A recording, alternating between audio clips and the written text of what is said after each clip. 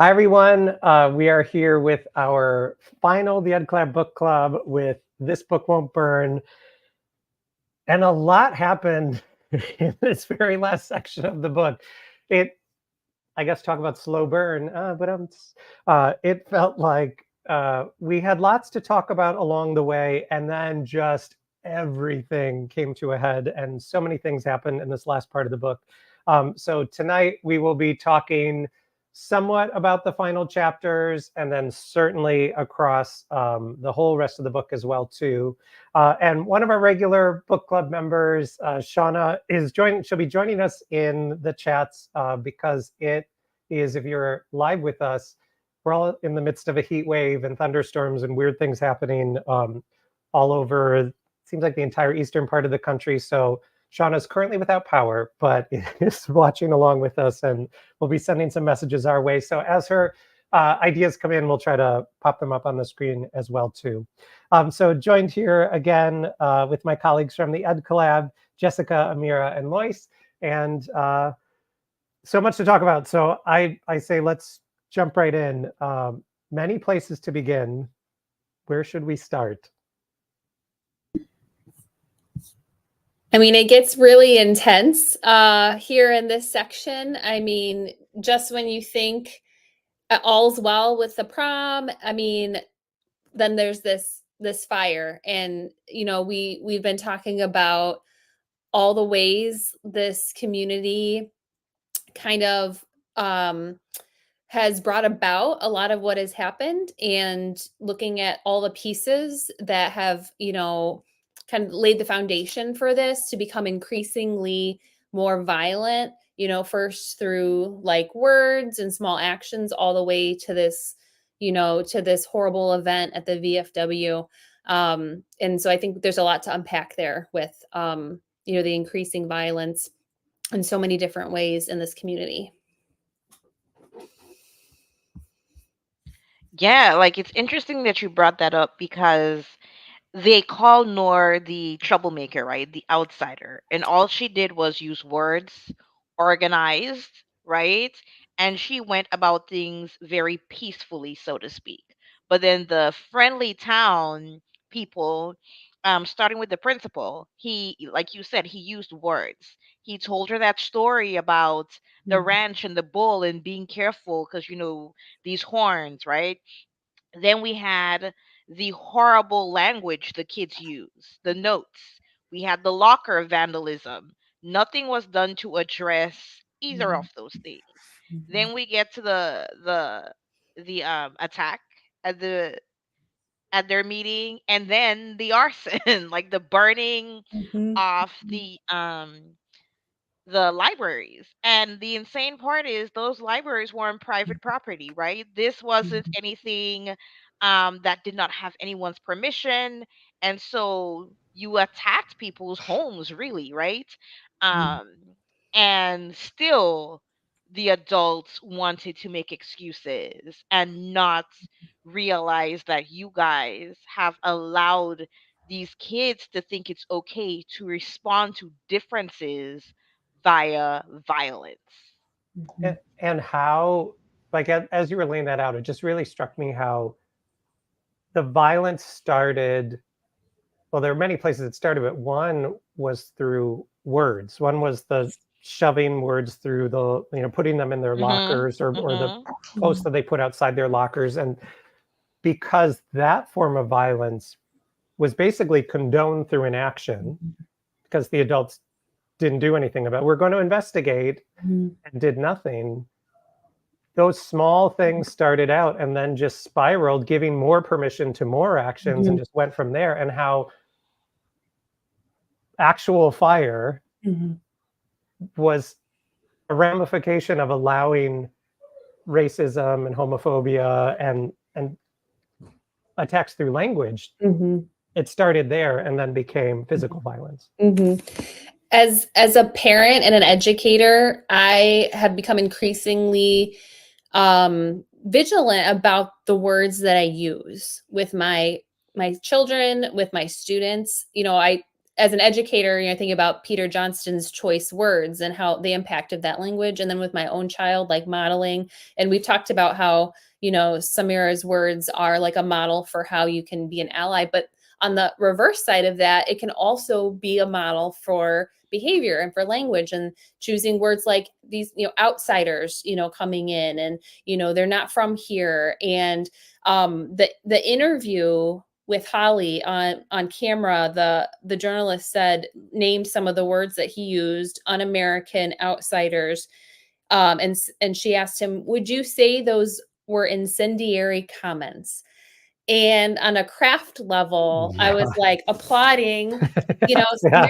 I was just like, yes, incendiary, just like the layers of that language, and, you know, just the whole thread of fire throughout. But yeah, just the power of words. And it's terrifying, you know, like, to see the domino effect of that. And it's really, it's scary because this happens, you know, and it is happening. And um the weight of language is powerful, and I've just felt that throughout this whole book. Yeah, and I think like that is the common textbook way of when you see people who are oppressors, or who believe that they're, you know, superior than another group of people, or who believe, or who have acted with impunity, that they have faced no consequences. Like this is like, you know, no matter where we are in time or where we are like in the world, it's just a pattern of people who think, you know, those who have a sense of impunity act in that way, where they will, the words that they'll use to create their, you know, laws or their rules are like, you know, the moms of for liberty, right? Is that right? Is that what they're called? You know, they're bringing the term liberty, and then, or the, you know, and anytime Holly's trying to speak, he's talking about the freedom of speech, and it's like all of this, like the connotation is of like right, freedom, rights, right? And then, but then in reality, they use that language, but in reality, they're doing the complete opposite of, you know, the complete opposite of that is taking away somebody's rights. And it's so just ironic to see that happening. And also, like we're noticing in the book, like it just escalates because they see that like nobody's going to do anything, right? And so we're going to start with the notes, then we're going to go into, you know, attacking like her, like threatening her by Holly going up into her house on her driveway.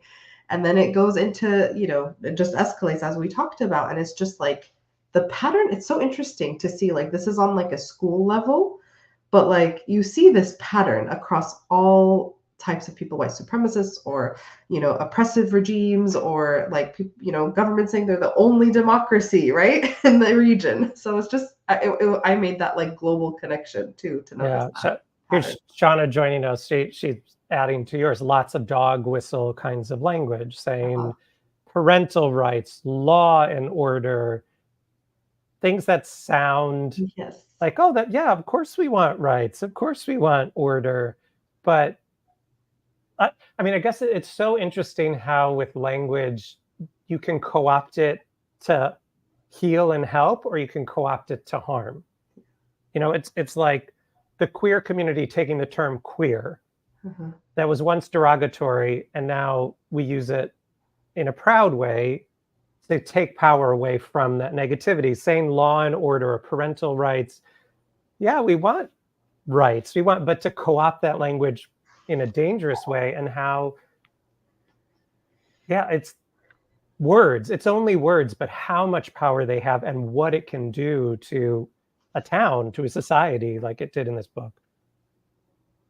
Yes. And like, just because I see you wrote weaponizing words, like it's a blueprint, right? Yeah. It's really like it's a script that's passed around and it's just like using the same script. Well, yeah, we kind of talked about how, you know, this text is kind of like a how-to for, you know, being an ally and for you know, standing up. But it's also like, look out for these words too, you know, on the other side. Like this is their this is what you'll see, on the other side of things.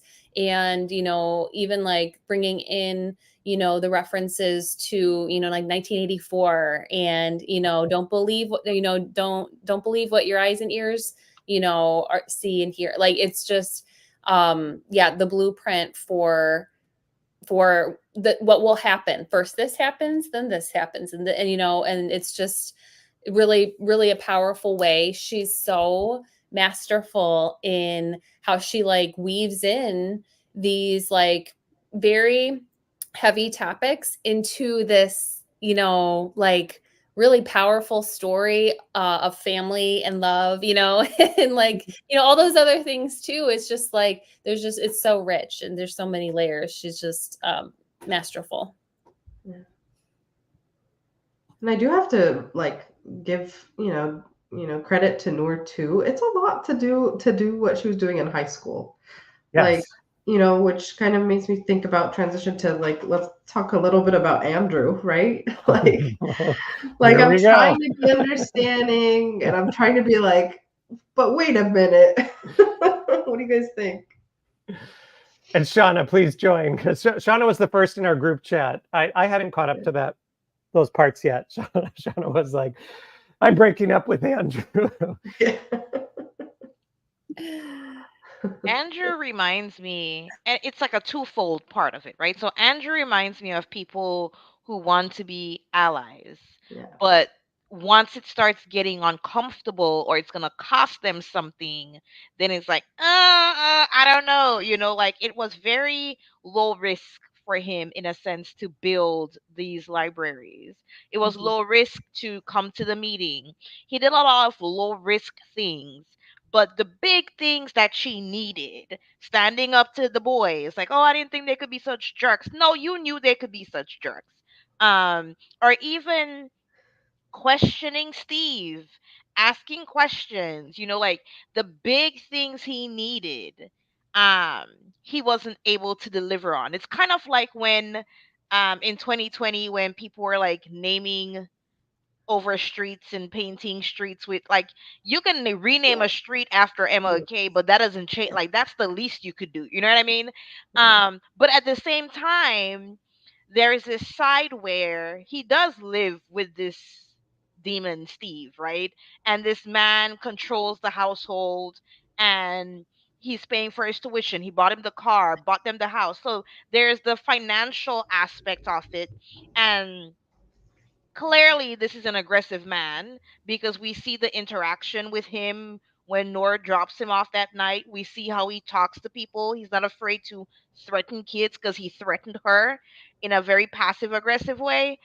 So there's no telling if he was like, yo, Steve, like you're doing this, you're banning books, you're wrong, blah blah blah blah blah, what his home life would have been.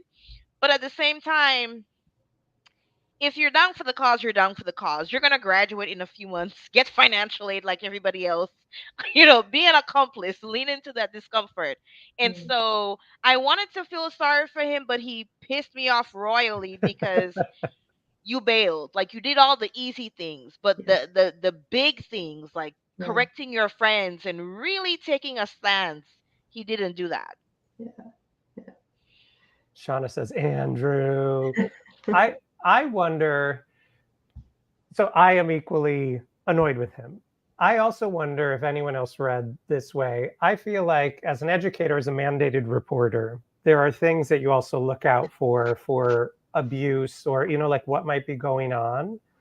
And while I do think Andrew should have done more, especially with his friends, I think that scene really set off some like red flags inside of me when they came back to the dad of how like Andrew's entire demeanor, like I can't remember the exact words she used, but it's like or I think at one point she said she was like a shell of himself. Like he kind of like turned into himself in this very kind of cowering way.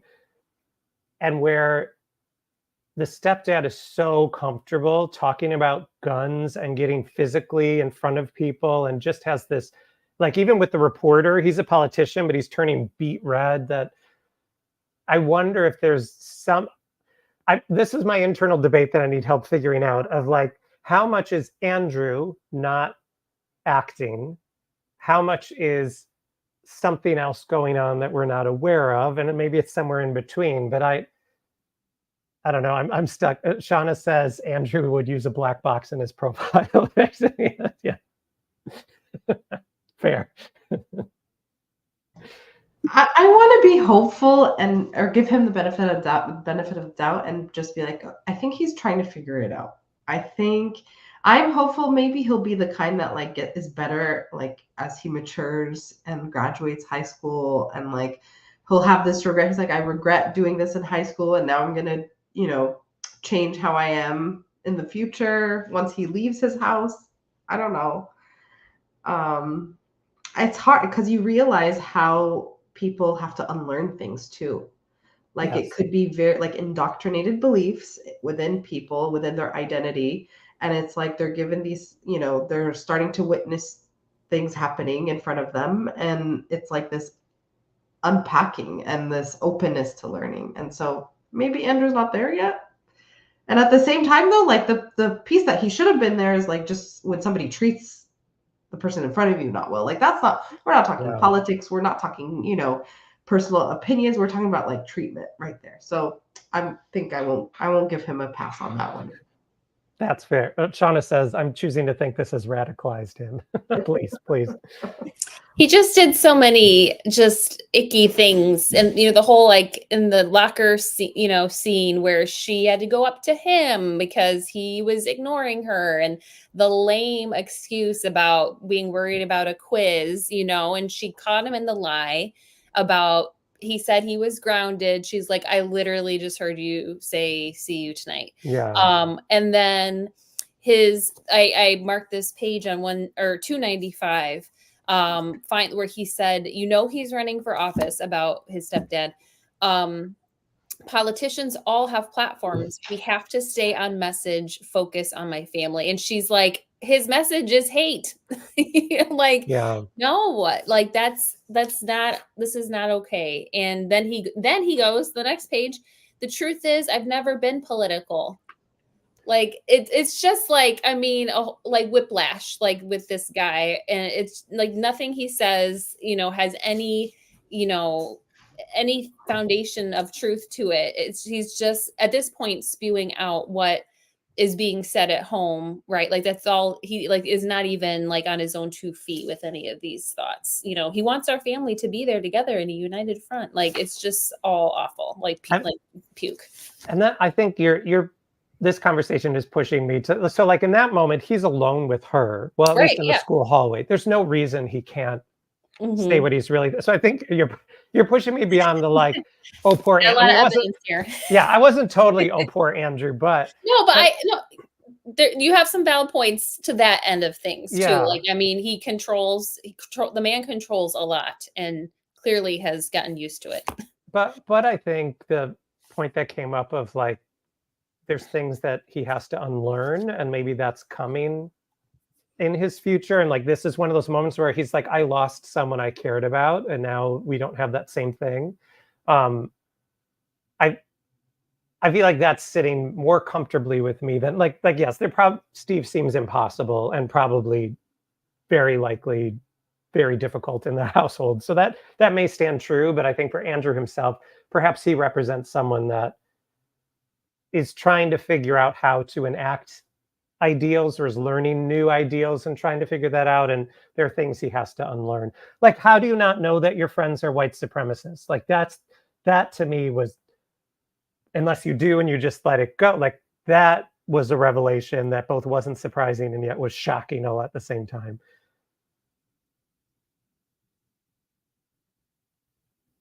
And I have to say, when people say, "Oh, I'm just not into politics," or "I'm not political," like you can't say that anymore. Like that's a cop out, I think. And he's witnessed different things, like because at one of the because what is it, Juniper? Yeah, like when she talked about what has happened at the school before, and then there was a black student at their book club, one of the first meetings, talking about his experiences. These aren't things new to him, and so I just feel like at some point, um Andrew just gives me the vibe that, again, when things are starting to cost me things, I have to stop.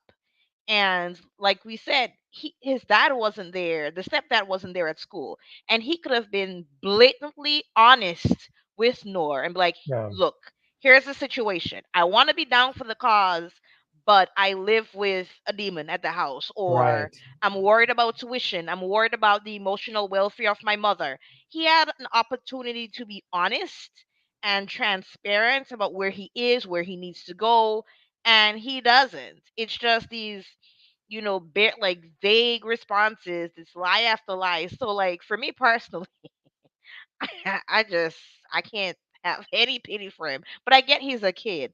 But still, it's like you're seeing these things happen. Your friends were bold enough to go burn things down, call people terrorists. Like, what more do you need to realize that there is a problem? Your stepdad's platform is a problem. The adults around you are problems. Um, but maybe he will come to a realization where he needs to do some unlearning and be a little bit bolder, um, with his commitments to what's right. Or maybe once him and Nor part ways, he might just go back to being comfortable with the things around him. Like, there's no telling there. And they've had very intimate, like emotional Mm-hmm. moments, like that way back in that first section at the lake.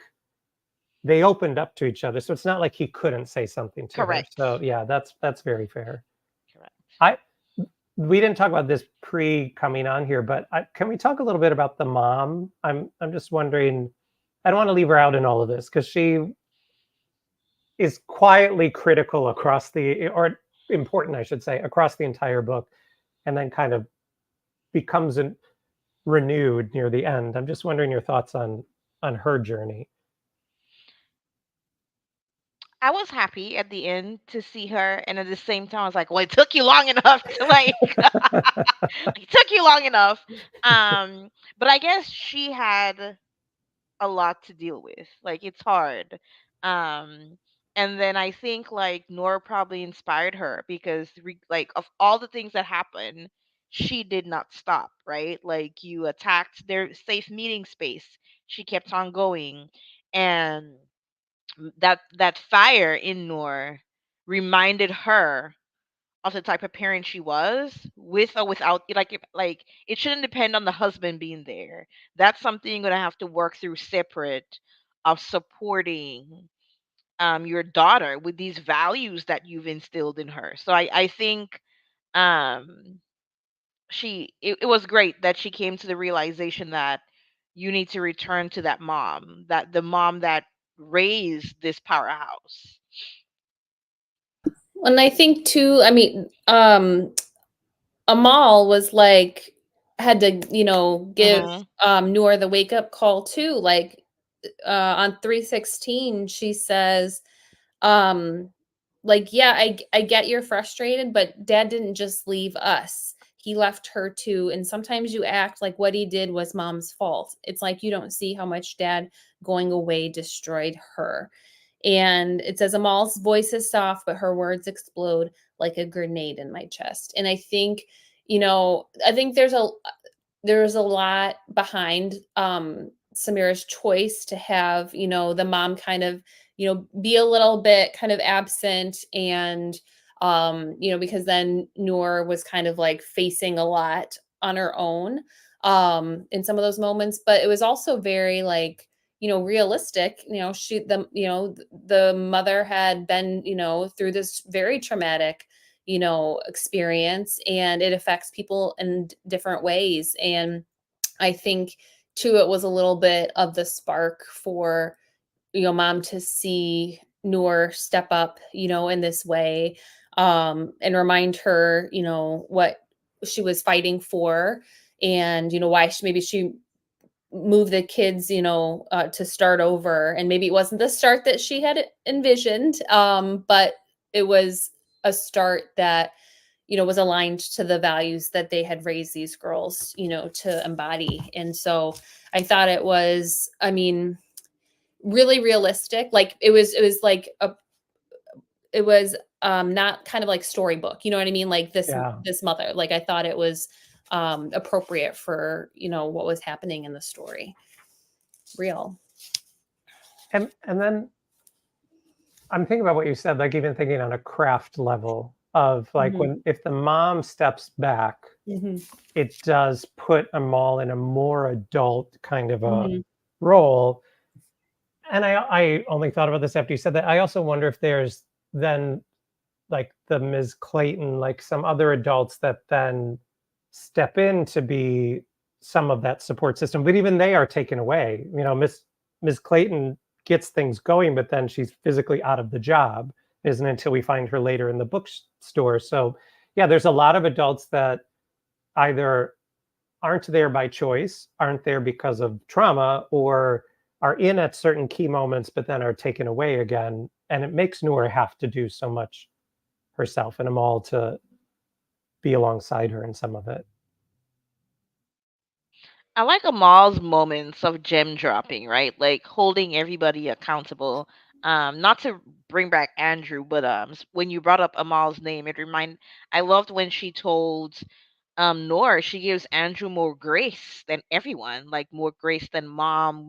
So it's she's a really powerful character. We don't see her a lot, but when we do see her, it's like a little sage, like just coming in and dropping these gems and reminding people of who they are, bringing everybody back um to something. And so it's really clever to see the young one, and she was the one that still had the support at school and not being phased by anything. So it was really interesting to see that dynamic throughout. Even though she had her depression and she was going through things, she still was able to be solid for the family.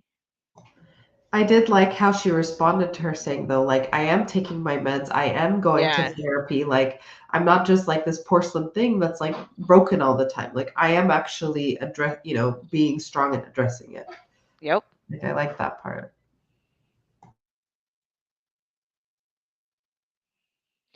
It was so when we were looking at the interviews and I saw the name Karen McManus, I started laughing. I was like, "Oh, I see what you did there." Because while we got the books, it was really funny. I was like, "That name sounds really familiar," and I was like, "Oh, it's an author."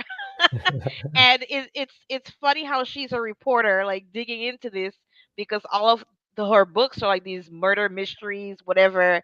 So it was really funny. That was just a really clever play in there, plugging her in um as the reporter, asking those tough questions and not letting Steve get away. So that was funny. I feel like somebody needs to do like an Easter egg, like whole Yeah. read of this book. Cause I know, and I think Shauna said it in one of maybe the first meeting.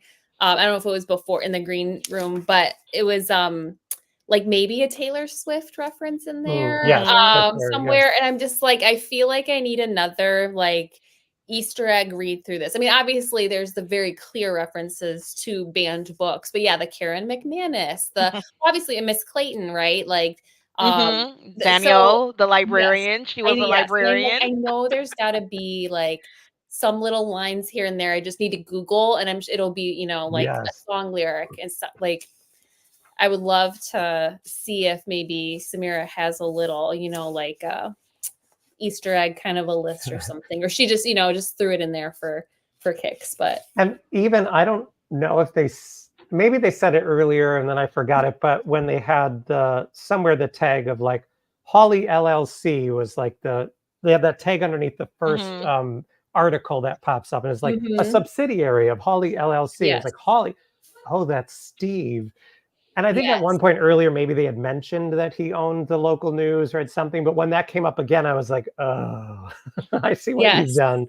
yep, yes. Shauna says major pretty in pink reference. Was that the one where maybe it was in the last section, or where she said like is this like a 90s movie where the girl like gets the makeover? There was I definitely saw that where like there was the 90s movie reference, where the girl takes off her glasses and suddenly the, you know, like most popular guy falls in love with her. But Shauna, I don't know if there's a different Pretty in Pink reference you're referring to. While Shauna types, I will say a reference that oh, here it is. She says the conversation between Noor and Andrew equals Andy and Blaine. Oh.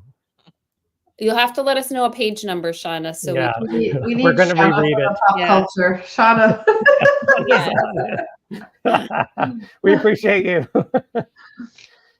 I get why she was saying it, but every time she had Noor say like, oh, and it's those middle-aged parents, middle-aged parents, middle-aged parents, I was like, Samira,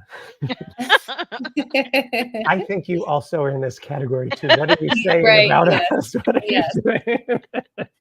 Yes. Well, and that's what I love too, like the levity too. Like that's another super like amazing like genius of her is like, yeah, there's all of these really scary, heavy things, but then like, and that's just like life, like going through all of these things too. Like there's still ways to laugh and find humor and love. And she's just like, and she does it so like, it's just like she just drops it in there, you know. I mean, it's sometimes I read books, you know, and they're trying. It's like they're trying too hard. She does this with ease, and that's just why I love her.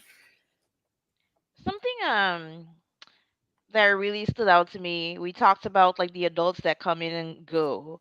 I like the fact that while there could have been more adult allies to protect Noor and her friends, to make sure their book club was taking off. They did have the support, like, but to be more hands on with all the threats, it goes to show the power of children. A lot of times we think children and I guess as a mom, everybody's a child to me, but like, you know, teenagers, whatever, um, they have agency. They are very smart. They are aware. They know what they need. They know what they want. And we all, there's this wave to dismiss them. Like, you don't know what you need. Like, we have to tell you what you need to know. We have to protect you. Um, and so it was really great to see them problem solve and stand up for themselves because we have kids like this. Like in Texas, Cameron, I forgot forgot their last name, but they used to go to KDISD and they organized their peers and publishers supported them to fight against, you know, some of these policies. And there's like other groups of kids in Texas, in some school district near Austin. They have a club, and that's what they do. And so it's really important for. I loved how Miss Clayton especially created this space, gave them resources, plugged them in, so they can have that platform. Because it's so easy for us as adults to step in and, you know, overshadow them. But I loved how, like we said, time and time, this book is like a procedural text. It gives kids language. Like Nora's speech at the end was beautiful, or, you know, or freedom to read, and, you know, you shouldn't dictate what we read. Her references, right? Look at how the Nazis started here, and then this, what, you know, here are the implications. So there's a lot of how to's in this book, that can really empower children in classrooms, and in districts where they feel like, where do we begin? How do we start? And so it'll be cool activities as they're reading these books to help kids, like, where do you see this happening in our district? Where do you see this happening in your community? What steps did Nor take? And then what steps can you imitate? What might you need to tweak, to have this type of effect in your district, in your community? So, like, I just really appreciated the strength of the student voices and their actions without adults having to tell them everything or overshadowing them. It's really important to step back and let kids control, because they know, they get it. Well, and even when Chris was talking about the craft move of kind of mom, you know, being a little bit behind the scenes too, I think that was the other part of it, is that, you know, the kids, the youth had to, you know, be the ones to kind of step up. And I think, you know, she's tied threads throughout the book of mentioning like real young people who have made a difference in the world, you know, Sophie Scholl, and it's just and then the peek into the school board meeting too, right? It almost is Correct. like a little bit of like background information about like how school boards are run and how there's a public comment piece, and that students should be able to go up and talk and share their viewpoint. So it was just, yeah, again, just weaving all that info, like, but it being part of the plot was brilliant. And I feel like I wanted to stand up and give a standing ovation, Lois, after you finished, because I love that way of thinking about this whole text, that it's what children and teens do, and they don't need us to do all of it. Like I think we've touched on before, there's a how-to of how to like fight against book bans in here. But you're right, if we don't just have to read it from a kid lens, we can read it from an adult lens too. Like what are the very few things that the adults did, or Miss Clayton in particular, to give some, I'm just repeating what you said because I think it's so profound. The resources and the space and the nudge, and then step away. And they did things better than we could. And part of that, I think, is because they're the closest to it. Like, yeah, the teachers are teaching the curriculum or using the books, but these are the kids' experience in school with what they're allowed to have access to. And if we just let them, they can create things more than we think. I feel like it's good to shout out here too, Samira Ahmed, the author's sister, Sarah Ahmed's book with Harvey Smokey Daniels, Upstanders, where they make that same argument of looking at Sarah's middle school classroom at the time of, just make space. It's okay to have hard conversations. It's good to make the space for it. And as long as there's a space for kids, they will create things that we couldn't even imagine that they'd create themselves. And I think I remember from her last talk with us during the spring gathering, I'm gonna misquote her, but she said something along the lines like kids are constantly, or children are constantly having to deal with the bad decisions of adults. Yep. And they're the ones who are showing us like how to stand up and how to try to find change and how to speak up about that. And it's all like everything that we see that the kids are doing, it's because of bad decisions adults are making. It's like right there. Yeah. Is now I think one of the things we had talked about too was the how-tos. It's now a good time maybe for us to name some of those. And I think, like Lois, you brought us into not just the how-tos of book bans, but what are other things that have happened too? What are other how-tos in the book? Well, one I underlined, and I just love Juniper and Hannah and FaZe and all of their big and small ways that they are allies, when Noor is facing all of this hate. Another one, because it starts right away. Another one on 298 is, when 297 and 298, where, after Noor confronts Andrew, James, has to get in on it. And Juniper, it says, Juniper and Hannah step up and flank me, a little wall of protection, and that's just like, allyship 101, like physically, stand next to the person, who is being, harassed, and, show your physical, support for them, just standing next to them. And then of course she says something, something funny, you are seriously damaged, dude. But it's just another little way that you can that you can show young people, how you can stand up for your friends in the face of harassment. I think that the understanding of, though it grew over time, but the understanding of, so if the perpetrators of this oppression have rules that they're setting, we have to understand the rules so we know how to work around the rules. So that, like, okay, the rule they set is we can't read these books in school. So what space does that allow us to have? Oh, we could read them off the school grounds. And then they change that rule to try to oppress us more. Okay, instead of just dropping what we're doing. So I think it's a very interesting way to say you don't just have to stop, just learn what their, like what rules are they playing by? And that means that there's something outside of those rules that you still might be able to do. So now we'll move to the VFW hall, and then we'll start having libraries around. Like you're in charge, the game masters are in charge of the game, but what can we do around the rules that are set? And I think this sheds light on what activism is in terms of like, it's about organizing, it's about finding your allies and working together like towards a common goal, and basically like paying attention to how to get around things. Activism, like the mother says that, right? At some point towards the end, she goes, it's not just the protesting, it's not just like the fiery, reactions. Like you have to be organized, you have to think about what your strategy is, and that piece too. I thought that was smart. To that point, I loved how Noor, I mean, I don't think Noor made huge mistakes necessarily, because I believe in her as the main character, but Noor everything didn't happen smoothly. And so I think to that point, like Noor had to learn that too, of my activism isn't just I immediately jump in and start doing something. Or perhaps it can be, but then there's ramifications of that. So how do I be thoughtful about my progress? I can't minimize everything that would happen, but the more I'm not alone and thinking through can help.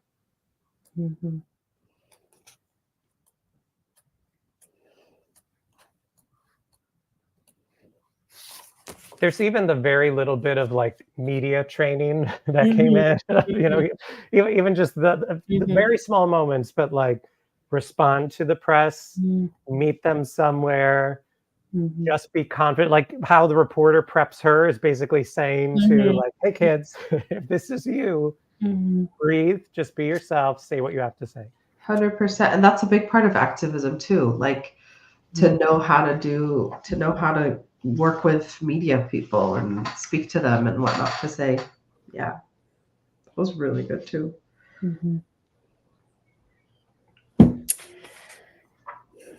And we brought it up a little bit, but the board meeting. And she mentioned that too in our talk with her during the first session. She said like we underestimate the power of our vote when it comes to like school board decisions,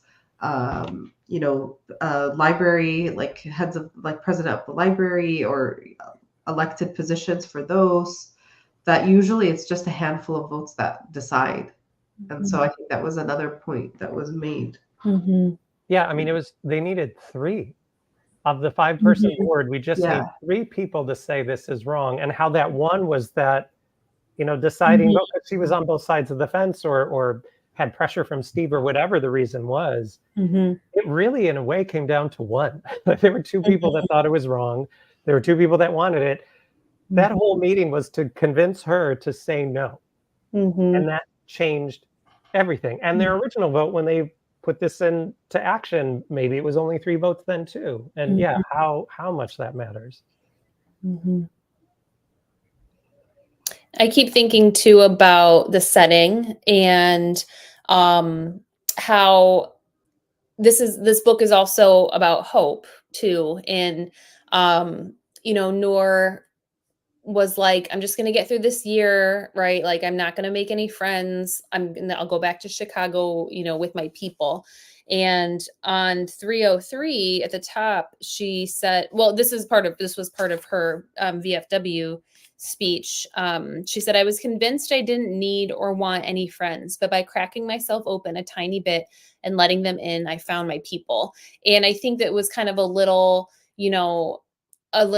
piece of hope for readers who might feel like they are in a place where there's nobody else like them there. Nobody else understands. Like, I'll just, keep to myself and stay alone. But it's like, if you just kind of show a little bit of yourself and, even just a little crack, it will be a beacon to others like you that, and that was all she needed. She just needed 2 or 3 people who saw her, outside of her family. And that made all the difference, because then, 3 people becomes, a small group, and then a small group becomes, and it grows. And it's just the power of community and the power of like that grassroots kind of a movement. And you see now this town will never be the same, Right. just like they feared.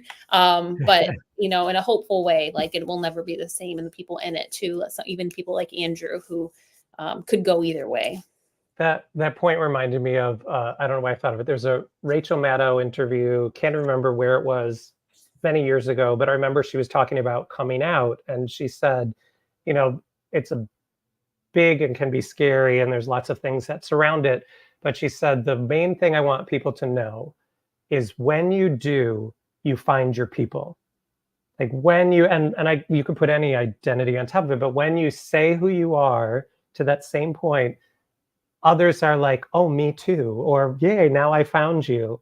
And so, yeah, it's Noor she felt threatened and worried and alone. And just by talking about what she thought, found people around here, which then grew to adults in this purple state, but red town place where even on the school board, members of the school board disagree with this. It's not everyone, even though one of the points of oppression is to make you feel like you're powerless and you're the only one. I think too, speaking of finding your people, values are important, right? Like that's something I try to instill in my own kid. Know your values, know what drives you, know what you stand for. And not saying that you can't be friends with everybody, but your people will be the people who share those same values. Because and that's how I felt with like when we were like, oh, are we team Andrew or, not team Andrew? It was like I'm sitting here like, girl, your values, check your values. What do you value most? You are an activist. You like truth, you like justice. What are, like what does Andrew value? Does he even know his values? And so it's one of these stories where you sit back and you also think about the importance of knowing who you are, and understanding your values, what drives you, and not compromising those values for like little sweet moments. She had those little sweet moments with him, sharing about their dads and other things, but it's like even as adults, don't stray from your values. And you can apply it to anything. Like sometimes we take jobs because it's well paying. And then policies and decisions start making you like, oh, this doesn't sit right with me, values. So like it's always lean into those values and find people who share them. And that's what I guess that's what at the end what we started seeing. Because Andrew did go that way, and then here she was with the original crew. Yeah. And to your That's earlier so point that teens have these values. We don't Correct. have to give them to them. They're in, or not even just teens, children want things to be better. They have such hope for a world that we as adults often don't have, or start to fear that hope. Kids are often fearless and they have these values that's just holding on to them. Yes. I'm sorry, Mary, you started to talk. Oh no, I was gonna say that's so powerful to just use. You put it so simply, but yes, absolutely. Like you're right. Like you can be friends with a lot of people, but you have to think of like what are what are your values, and are those aligning with that other person's values? I'm gonna really use that. I'm gonna channel that, Lois, when as I raise my little ones. Thank you for that, because we know it, right? But it's just like it's such a powerful reminder. And Jessica, you're talking about hope. I want to go back and read what Miss Clayton told her, because for me that really stood out. That conversation where she saved her seat, told her to sit next to her, and she she said it's like the good kind of chaos. It's on page 345. It's a good kind of chaos, the kind that leads to change. And so Noor responds to her. She goes, oh, I hope so. Like this doubtful, right, response. And then she goes, hope is a verb. You've shown everyone in this town that. How do you mean? I mean, you saw something and said something. I chuckle, more nervous, blurting. Indeed, Miss Clayton says, you showed real courage. All of you did. You didn't let hate silence you. Remember that Toni Morrison said, the very serious function of racism is destruction.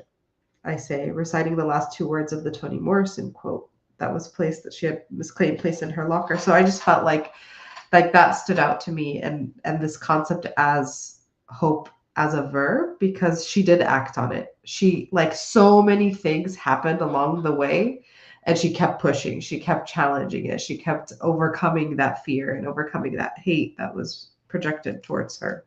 I like that part.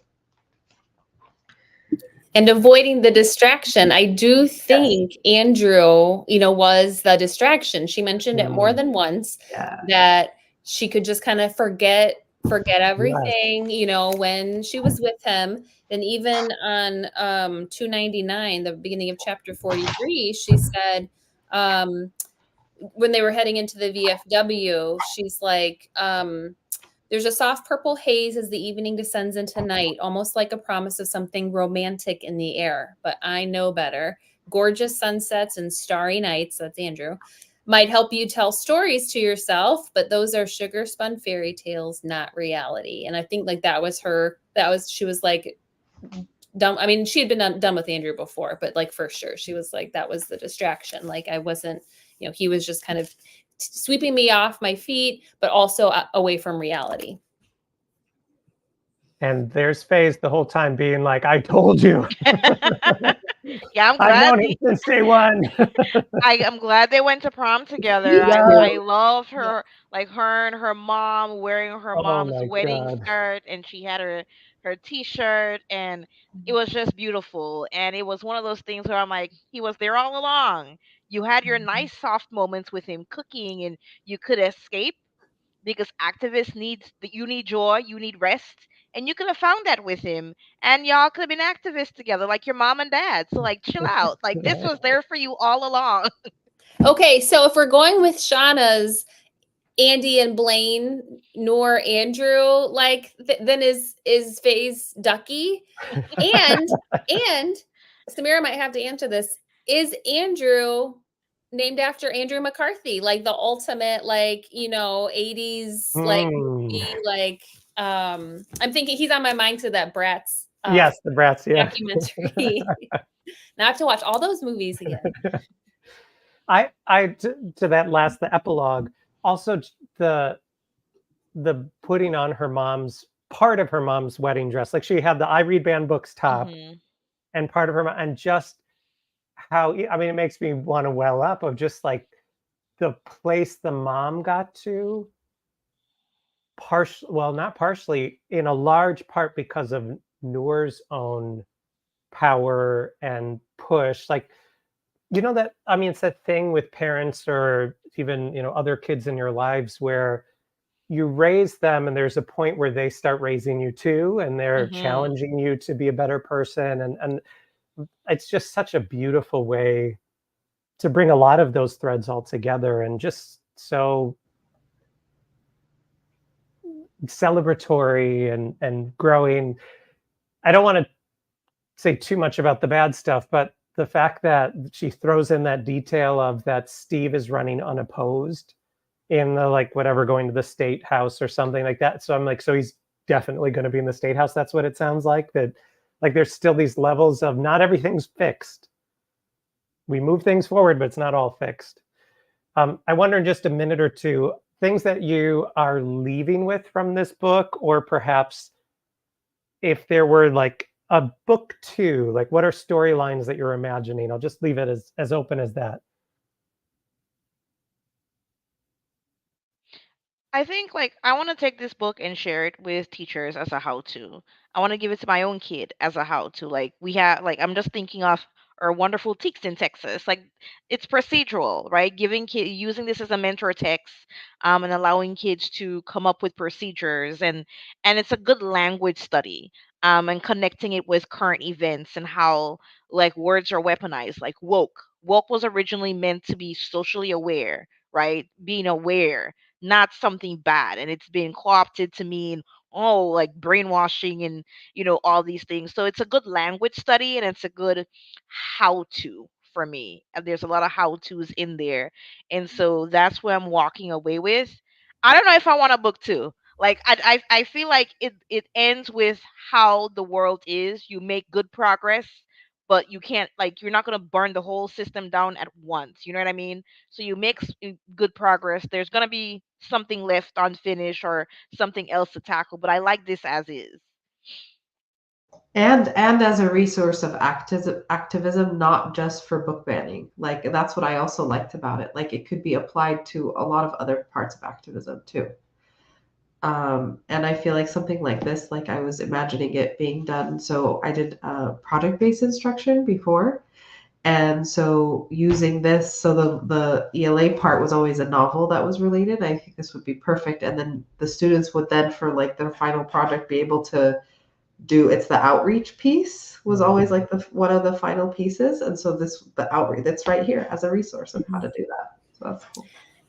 And I think a lot about, we talked about, pairing texts with this book, because I mean, obviously there's all of the books that are part of the plot, and then she has them all listed in the bibliography in the back, but connecting it to like current events like that, so students understand like the power that school boards have, the power that school administration have with their with school rules, with the decisions that are made to either affirm or try to ban identities of students in school can lead to horrible things like death. I mean, like, I think Shauna had mentioned pairing this with Dashka Slater's Accountable, which is a nonfiction